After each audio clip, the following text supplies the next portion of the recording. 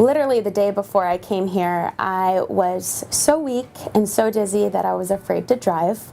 At that point, I had had Lyme for about 3.5 years, and there was always this question about whether how sick I was with Lyme, if it was chronic, or if there were other kind of infections and issues going on because I had had Lyme for so long. So I had been kind of living with years of chronic fatigue, brain fogginess. The dizziness would go in and out. I couldn't metabolize anything. It just came to a point where I knew something was really wrong with my body. I just didn't know what was actually going on.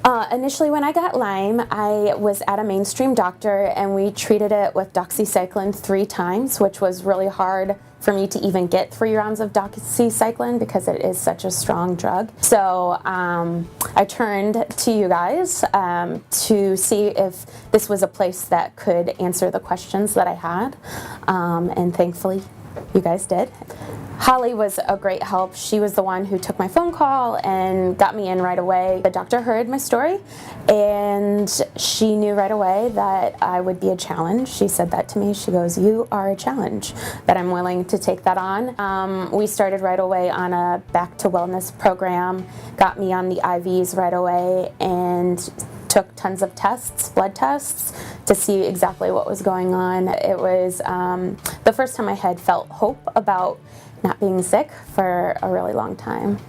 So I'm very thankful for each of the staff here because they were just very attentive, kind, understanding, and helped the experience for sure in the process of getting well. The initial results of the tests, I had about 7 other kind of imbalances, co-infections along with my Lyme.